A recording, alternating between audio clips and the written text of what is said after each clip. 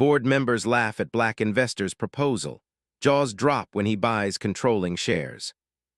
The gleaming skyscraper that housed Pinnacle Innovations stood like a monument to American capitalism. All glass, steel, and exclusivity. But what those inside didn't realize was that monuments can change hands, and power can shift with the stroke of a pen. This is the story of Marcus Reynolds, a brilliant investor whose complexion became the reason for his rejection, until he turned the tables in a way no one saw coming. Marcus Reynolds straightened his custom-tailored Armani suit as the elevator climbed toward the 87th floor.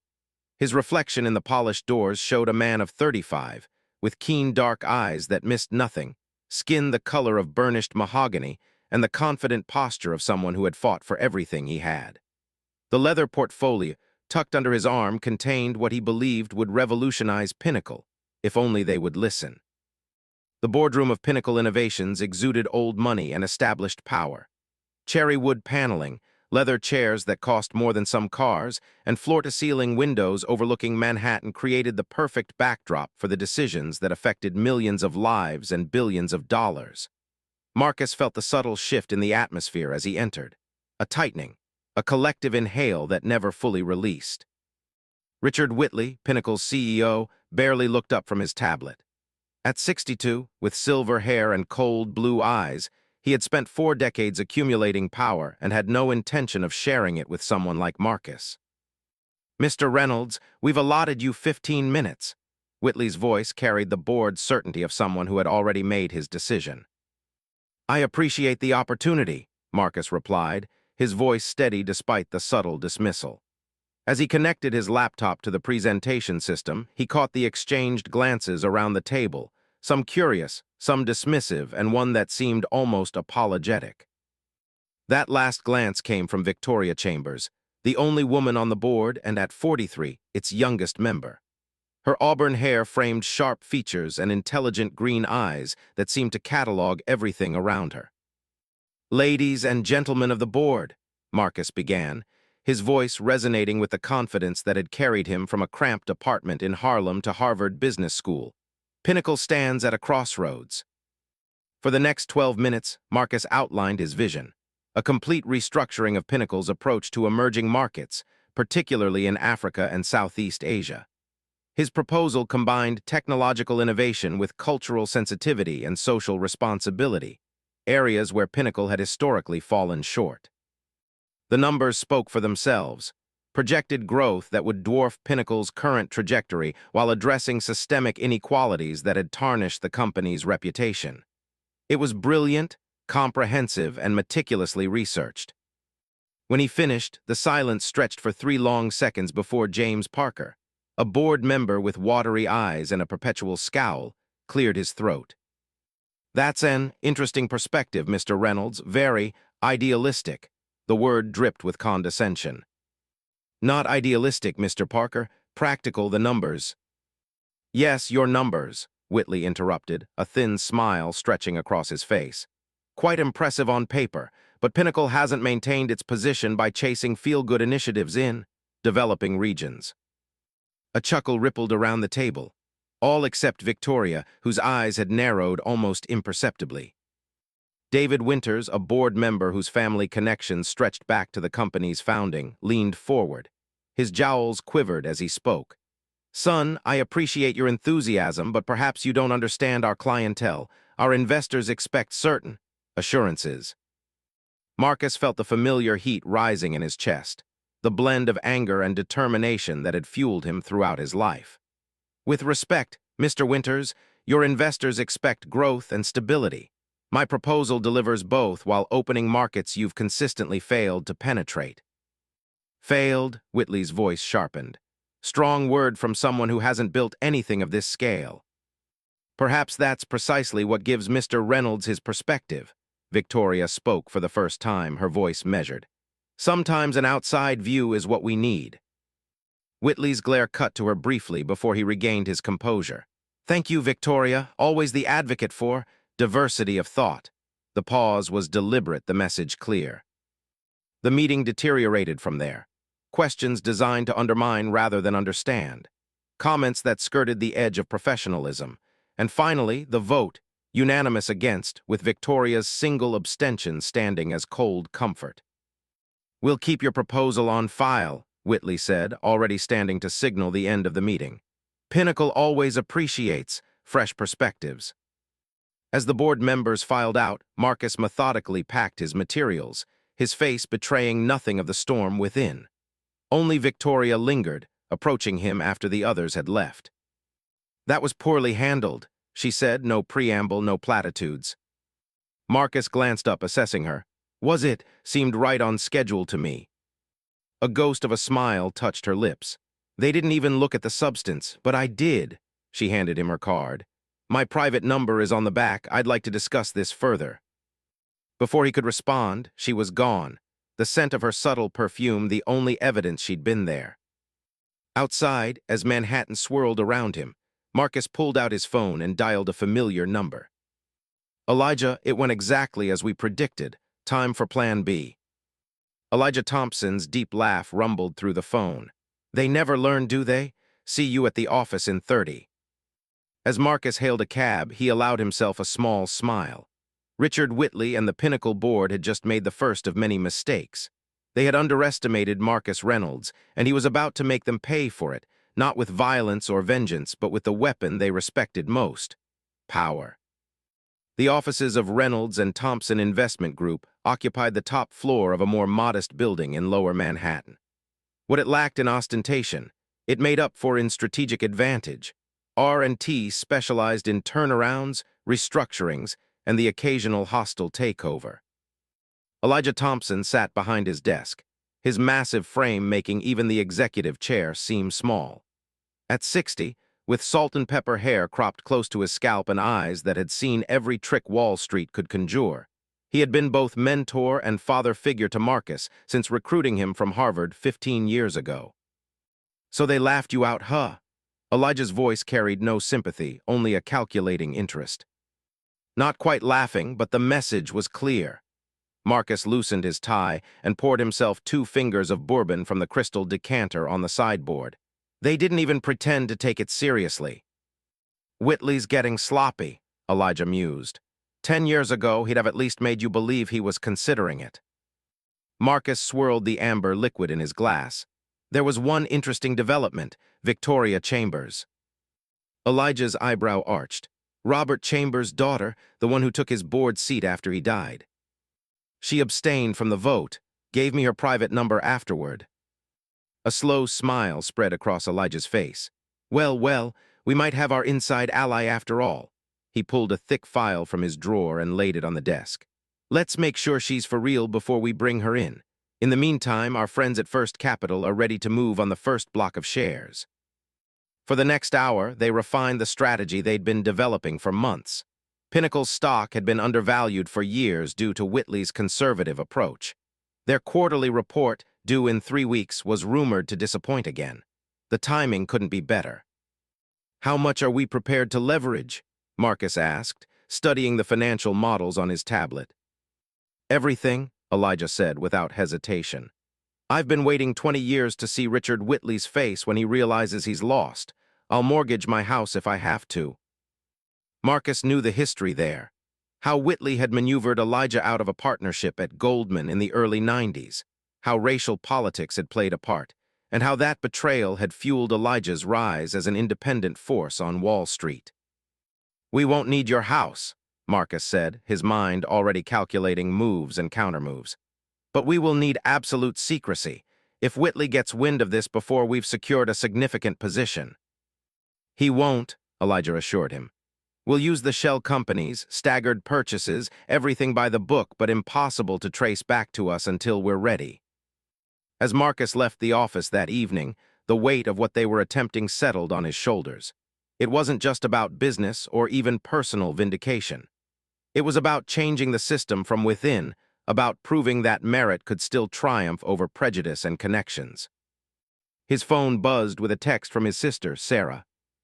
"Dinner tonight. Need to hear about the meeting. Mom's making your favorite."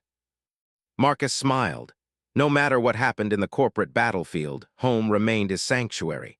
Sarah, a brilliant civil rights attorney, would understand both the professional and personal dimensions of today's rejection. and his mother's oxtail stew might just be the comfort he needed. The Reynolds family home in Bedford-Stuyvesant hadn't changed much since Marcus's childhood. His father, a postal worker who had passed away 5 years ago, had maintained the brownstone meticulously, and his mother had continued the tradition. The smell of spices greeted him as he climbed the familiar steps. "There he is," Sarah's voice rang out as she opened the door. At 32, she was the image of their mother, petite but formidable, with a smile that transformed her entire face. The conquering hero returns. "Not quite conquering today," Marcus admitted as they embraced. "That bad, huh?" Sarah led him inside, where their mother was setting the table. Dorothy Reynolds might be 70, but she moved with the energy of someone decades younger. Her keen eyes missed nothing as she embraced her son. "They didn't deserve your ideas anyway," she said firmly, as if she'd already heard the whole story. Over dinner, Marcus recounted the meeting, careful to include every detail. Both women listened intently, asking pointed questions that revealed their own experiences navigating predominantly white institutions. "So now what?" Sarah asked as they finished dessert, sweet potato pie that rivaled any five-star restaurant. Marcus shared a condensed version of Plan B, knowing both women were sharp enough to understand the strategy and discreet enough to keep it confidential. "Risky," his mother commented, her eyes concerned but proud. "Your father would say you're poking the bear." "Dad would also say that sometimes the bear needs poking," Marcus replied. Later, as he helped with the dishes, Sarah lowered her voice. "There's something else you should know. I've been representing a former Pinnacle employee in a discrimination suit, Janet Williams from their marketing department." Marcus paused, water dripping from his hands. "You never mentioned this." "Attorney-client privilege. But now that you're going after Pinnacle, you should be aware. Janet has documentation of systemic issues there, passed over for promotions, hostile work environment, the works. The case is strong." "How strong?" "Strong enough that Whitley personally tried to buy her off last month. Offered 7 figures with an ironclad NDA." Marcus whistled softly, and she refused. Sarah's smile was fierce. "She wants justice, not hush money, sound like anyone else we know." The next morning, Marcus met Victoria Chambers at a small cafe in Greenwich Village, far from the financial district's prying eyes. She arrived precisely on time, dressed more casually than she had been in the boardroom, but still exuding the polished confidence of old money. "Thank you for meeting me," she said as she slid into the booth across from him. "I was intrigued by your abstention," Marcus replied, studying her. "Hardly a ringing endorsement." "An abstention was the most I could do without compromising my position. The vote was going against you regardless. I need to pick my battles." "And what battle are you picking now?" Victoria took a sip of her coffee before answering. "Pinnacle is stagnating under Whitley. He's rejected every innovation that might rock the boat for the past 5 years. Your proposal was the most compelling I've seen, and they dismissed it without serious consideration." "Because of the content or because of who delivered it?" Marcus asked bluntly. She met his gaze directly. "Both, and that's the problem. Whitley runs Pinnacle like a country club circa 1950, the old boys network making decisions over brandy and cigars. It's not just morally repugnant, it's bad business."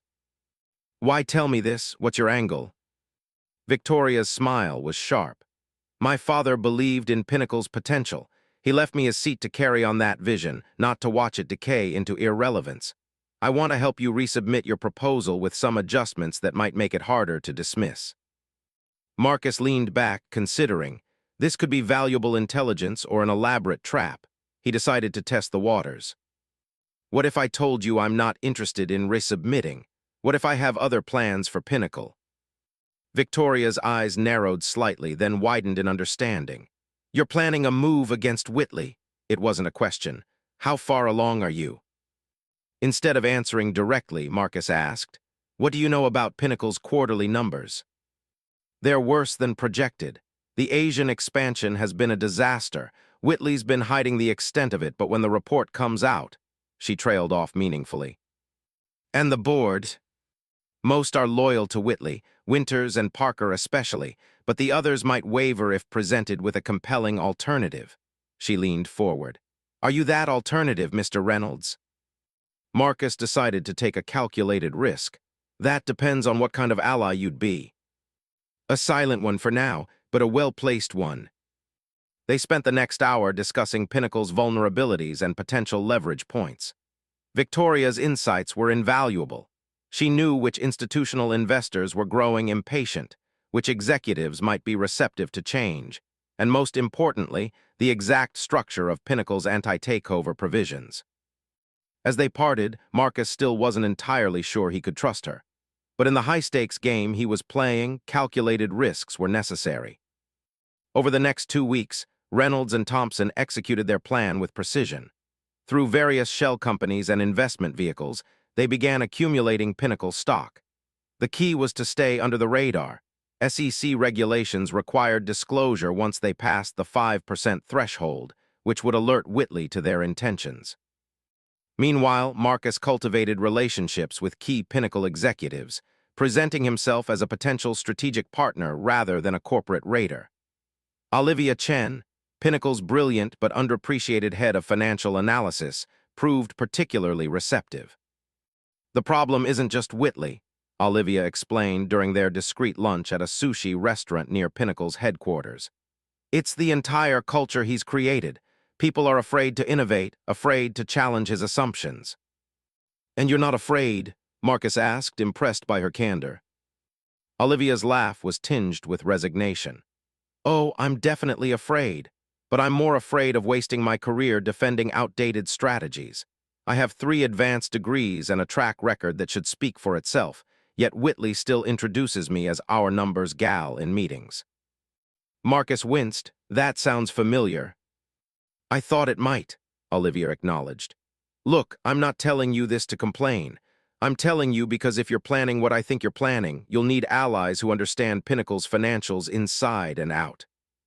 And you're volunteering. Conditionally, she said, her expression turning serious. I need to know what kind of leader you'd be.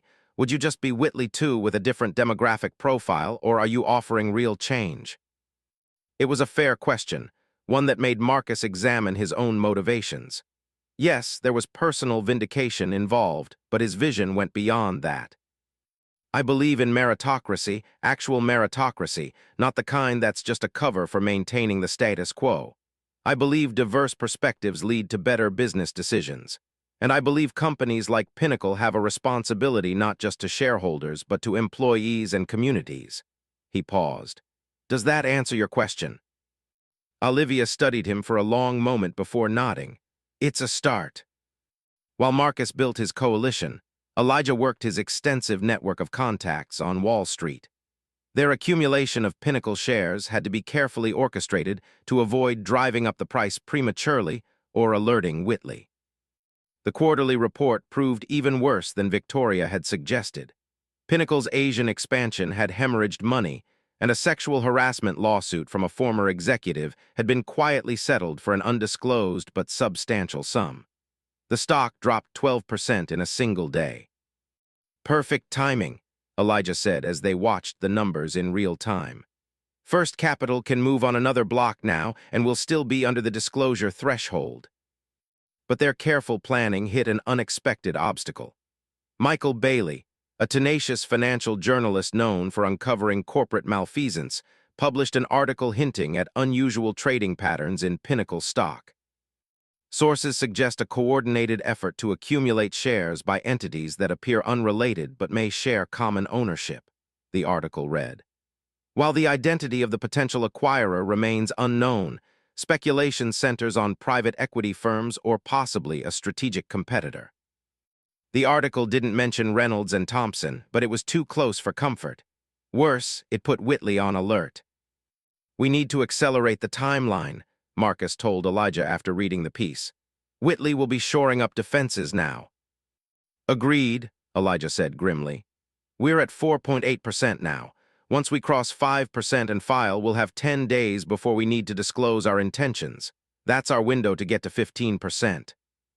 And we'll need every one of those days, Marcus muttered, already calculating the financial gymnastics required.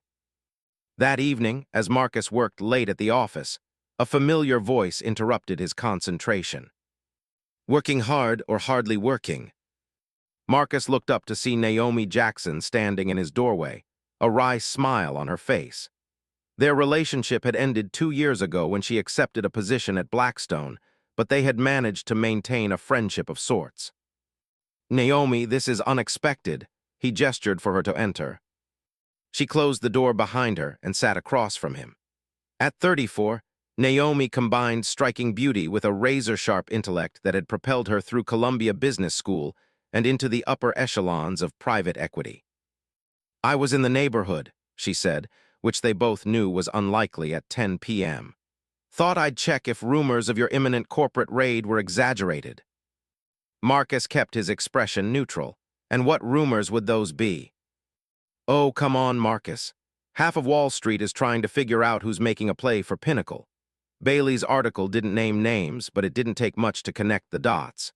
You propose a major restructuring, get rejected, and suddenly mysterious entities start buying up shares. Not exactly subtle."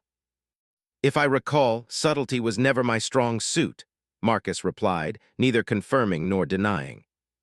Naomi's laughter filled the room. "That's what I always liked about you." Her expression turned serious. "But Whitley's no fool. He's called an emergency board meeting for tomorrow morning. Word is they're implementing a poison pill." A poison pill, formerly known as a shareholder rights plan, was a defensive measure designed to make hostile takeovers prohibitively expensive. If triggered, it would allow existing shareholders to buy additional shares at a discount, diluting the ownership of any unapproved acquirer.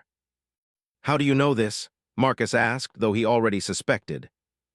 "Blackstone owns 2% of Pinnacle. We got the call an hour ago." She studied him. "You're really doing this, aren't you? Going after Whitley?" "Would that surprise you?" "No," she said softly, "but it would worry me. Whitley fights dirty and he has friends in high places." "So do I," Marcus replied, thinking of Elijah and their network of allies. Naomi stood to leave.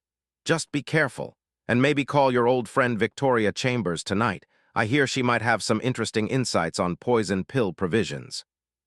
After she left, Marcus immediately called Victoria, who confirmed Naomi's intelligence. "The meeting's at 8 a.m., Victoria said. "The poison pill will almost certainly pass, but I've been working on a modification that might help you. Instead of the standard 15% trigger, I'm pushing for 20%. "Why would the board agree to that?" "Because I'm arguing it gives us more flexibility with legitimate strategic investors.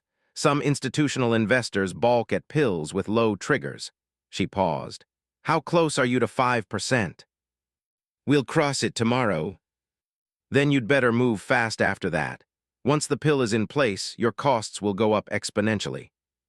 The next morning, Reynolds and Thompson officially crossed the 5% ownership threshold of Pinnacle Innovations, triggering the SEC filing requirement.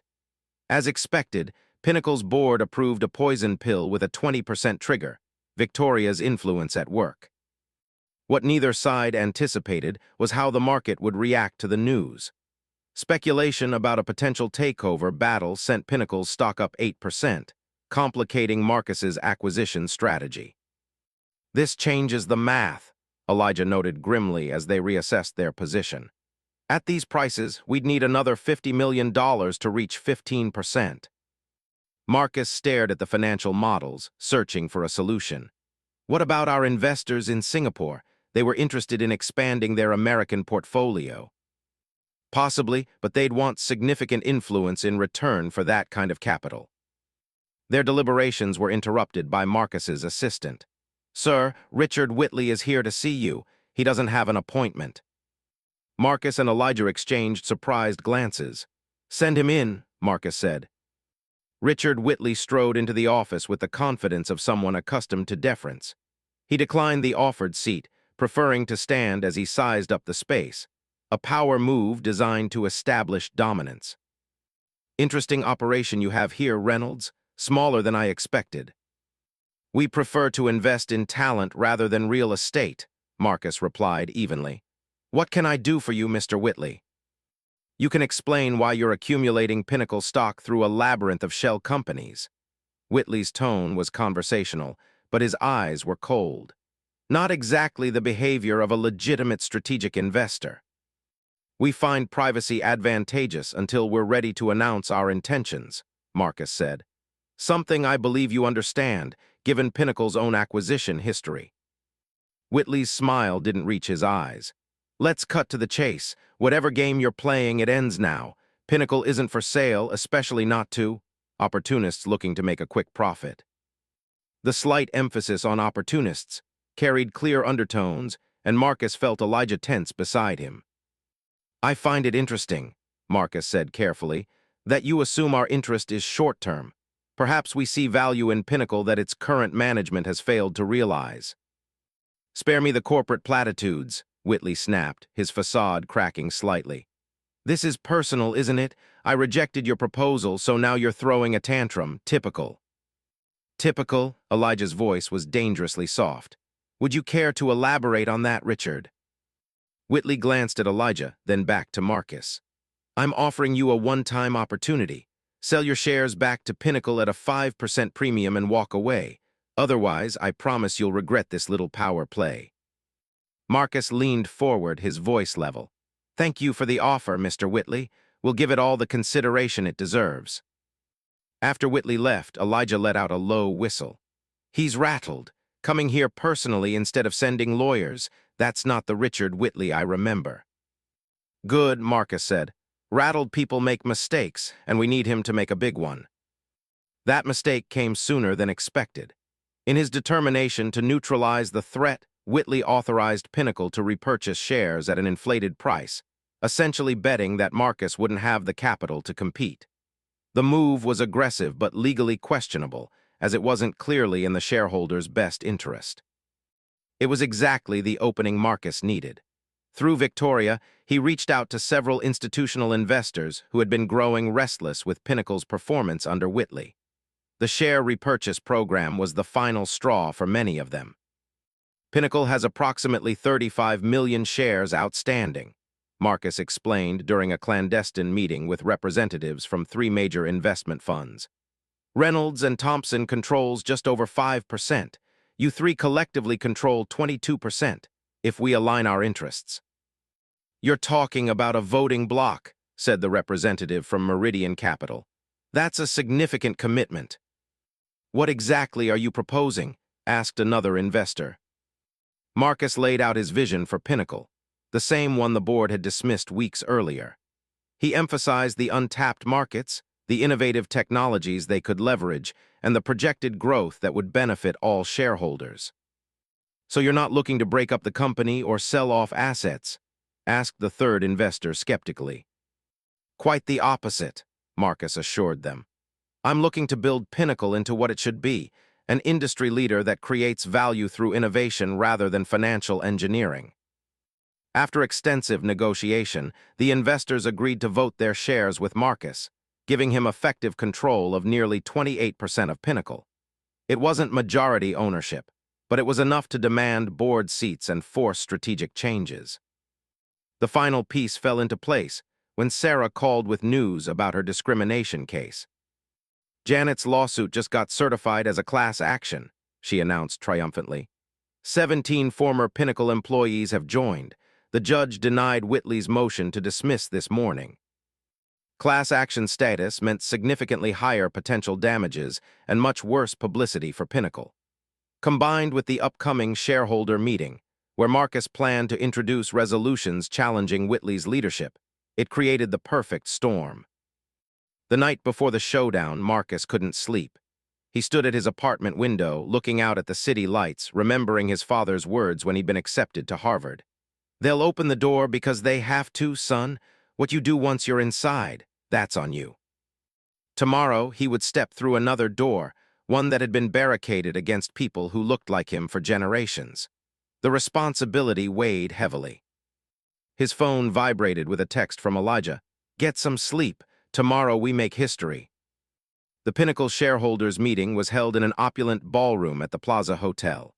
Security was tight, with ID checks and shareholder verification at multiple checkpoints.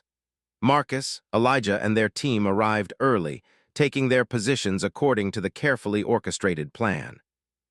Richard Whitley presided over the meeting with the confidence of someone who didn't realize he'd already lost. The standard agenda items proceeded normally: approval of minutes, financial reports, routine resolutions. Then came the election of directors, and Marcus made his move. "Point of order," he said, rising from his seat. His voice carried clearly through the ballroom, causing heads to turn. "Before we proceed with the director elections, I wish to introduce an alternative slate of candidates for the board's consideration." Whitley's face tightened. "Mr. Reynolds, this is highly irregular. Board nominations closed 6 weeks ago as specified in our bylaws." "That would be correct," Marcus acknowledged, "except for Section 7.3 of those same bylaws, which allows for nominations from the floor when the nominating shareholder controls at least 5% of outstanding shares. As my SEC filings confirm, Reynolds and Thompson well exceeds that threshold." A murmur swept through the room as Whitley conferred hurriedly with Pinnacle's general counsel, who reluctantly nodded confirmation. "Very well," Whitley conceded, his voice tight. "You may present your nominations, though I remind shareholders that the board has unanimously endorsed the existing slate." "Thank you," Marcus said, his calm exterior masking the adrenaline coursing through him. "I hereby nominate the following individuals to serve as directors of Pinnacle Innovations." He proceeded to name a diverse group of accomplished executives, including Olivia Chen, whose presence in the audience caused a stir among Pinnacle employees. Whitley attempted to regain control by highlighting the experience of the incumbent board and questioning the qualifications of Marcus's nominees. But the momentum had shifted, and when Victoria Chambers unexpectedly endorsed Marcus's slate, citing the need for fresh perspectives, the room's atmosphere changed palpably. "Before we vote," Marcus said, addressing the assembled shareholders directly, "I believe there's a fundamental question before us today. Is Pinnacle Innovations living up to its potential? For the past 5 years, our stock has underperformed the market by 23%. Our innovations pipeline has dried up. Our corporate culture has fostered discrimination, as evidenced by the class action lawsuit certified just yesterday." Whitley's face darkened at this public acknowledgement of the lawsuit. "That case is without merit and has no place in these proceedings." "On the contrary," Marcus countered, "how we treat employees directly impacts our ability to innovate and grow. The evidence suggests that under current leadership, Pinnacle has systematically marginalized voices that didn't conform to a particular profile, to the company's detriment." As shareholders began casting their votes, Whitley approached Marcus, his voice low and venomous. "You think you've won? This is just the beginning. Even if you get your board seats, you'll never control Pinnacle." Marcus met his gaze steadily. "That's where you're wrong, Richard. I don't need to control Pinnacle. I just need to make sure you don't." The vote tallying took nearly an hour, during which tension in the ballroom built steadily. Finally, the corporate secretary approached the podium, a sheet of paper in hand. "The results of the director election are as follows," she announced. "The shareholder-proposed slate has received 53% of votes cast and is therefore elected, replacing the incumbent board effective immediately." The ballroom erupted. Whitley's supporters shouted objections while others applauded the unexpected outcome. In the chaos, Whitley stormed toward the exit, his face ashen. Victoria made her way to Marcus through the crowd. "Congratulations," she said, offering her hand. "That was masterfully done." "We're not finished yet," Marcus replied. "The real work starts now." The newly elected board convened immediately following the shareholders' meeting. Their first action was to request Richard Whitley's resignation as CEO. When he refused, they voted unanimously to terminate him for cause, citing the financial underperformance and his handling of the discrimination issues. In the weeks that followed, Marcus worked tirelessly to implement the vision he had presented in that first, fateful board meeting. With Victoria as the new chairperson and Olivia promoted to chief financial officer, Pinnacle began a cultural and strategic transformation. The class action lawsuit was settled quickly, with Pinnacle acknowledging past wrongs and committing to concrete changes in hiring, promotion, and workplace culture. Marcus insisted that the settlement include not just financial compensation, but also a path for qualified former employees to rejoin the company if they wished. 6 months later, at a technology conference in San Francisco, Marcus found himself sharing a panel with Richard Whitley, who had landed as a venture partner at a second-tier investment firm. The moderator, perhaps hoping for drama, asked about their famous boardroom confrontation. "It wasn't personal," Marcus said, surprising many in the audience. "It was about vision and values. Businesses that limit their perspective limit their potential. Diversity isn't just a moral imperative, it's a competitive advantage." Whitley's response was clipped. "The market will determine who is right." And it did. Under its new leadership, Pinnacle's stock rose 37% in the first year, and its revitalized innovation pipeline produced breakthrough technologies that opened previously untapped markets. The company became a case study in how diversity and inclusion could drive business success.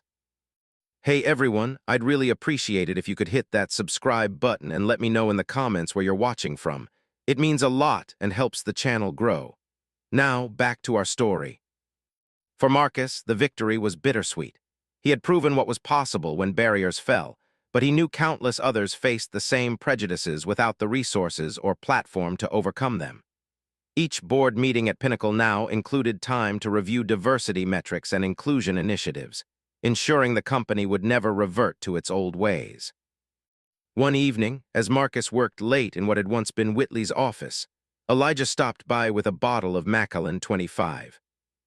"Thought we should mark the occasion," he said, producing 2 crystal tumblers. "It's been exactly 1 year since they laughed you out of that boardroom." Marcus accepted the proffered glass, reflecting on how much had changed. "Sometimes I wonder if we should thank Whitley, if he'd taken my proposal seriously that day." "He wouldn't have," Elijah said firmly. "Men like Richard Whitley don't change, they get replaced. And you, my friend, did exactly what needed doing." They toasted in silence, both understanding that their victory wasn't just about Pinnacle or personal vindication. It was about changing expectations, challenging assumptions, and opening doors that future generations would walk through with confidence rather than trepidation. As quarterly earnings continued to exceed projections, business publications that had initially criticized the hostile takeover began writing glowing profiles of Pinnacle's transformation. Marcus used these platforms not to glorify his own role, but to highlight the contributions of those who had been overlooked, like Olivia, whose financial insights had been instrumental in identifying untapped markets. The true test came when Pinnacle launched a major initiative in Nigeria, leveraging local partnerships and talent in ways that respected cultural nuances while delivering cutting-edge solutions.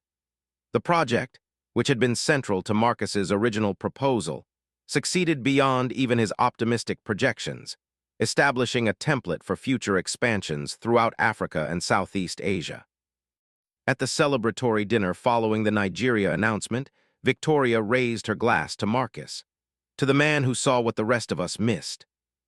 "Not all of you missed it," Marcus corrected, nodding appreciatively to her. "Some just needed a little help finding their voice." Later that evening, as the celebration wound down, Marcus received a text from Sarah. "Dad would be so proud. Mom too, but she's too busy telling everyone at church about her son, the CEO." The message brought an unexpected lump to his throat. His parents had believed in him when few others did, sacrificing to give him opportunities they never had. His father hadn't lived to see this triumph, but his influence ran through every decision Marcus made. As Pinnacle continued to evolve under his leadership, Marcus established a foundation focused on creating opportunities for underrepresented groups in finance and technology. The program provided not just scholarships, but mentorship and internships that opened doors to networks traditionally closed to outsiders. At the foundation's launch event, a young woman approached him, her expression earnest. "Mr. Reynolds, your story inspired me to stay in finance when I was ready to quit. Thank you for showing us what's possible." "What's your name?" Marcus asked. "Jasmine Williams." "Well, Jasmine Williams, remember this. The people who tell you what's impossible are usually just telling you the limits of their own imagination. Your job isn't to fit into their world, it's to create your own." It was the same advice Elijah had given him decades earlier, and now he passed it forward, knowing that change happened not just through dramatic confrontations in boardrooms, but through countless small moments of courage and persistence. The true measure of his success, Marcus realized, wouldn't be found in quarterly reports or stock prices. It would be in the doors unlocked, the assumptions challenged, and the lives transformed by the ripple effects of one moment when he refused to accept rejection as the final word. Years later, business schools would study the Pinnacle transformation as a case of corporate governance, strategic pivoting, and inclusive leadership. But for those who had lived through it, the story was simpler. It was about a man who turned rejection into redemption, not just for himself, but for a vision of what business could be when it embraced all voices. As dawn broke over Manhattan, Marcus stood at the window of his office, watching the city come alive. The same skyscrapers that had once seemed like fortresses designed to keep people like him out now represented possibilities limited only by vision and determination. He had changed one company, but the work of changing an entire system continued. It was a challenge he embraced, one decision, one meeting, one day at a time. And in boardrooms across America, when someone suggested that diversity initiatives were unnecessary or that qualified candidates from certain backgrounds simply didn't exist, someone else would inevitably mention Pinnacle Innovations and the black investor who had proven them all wrong. The story of Marcus Reynolds wasn't just about buying controlling shares or ousting a CEO. It was about controlling the narrative, about who belongs in the rooms where decisions are made, whose ideas deserve consideration, and what becomes possible when merit truly drives opportunity. It was a story still being written, with each new chapter challenging the assumptions of the last, just as Marcus had challenged that boardroom full of skeptics on that fateful day when they underestimated him for the first and last time.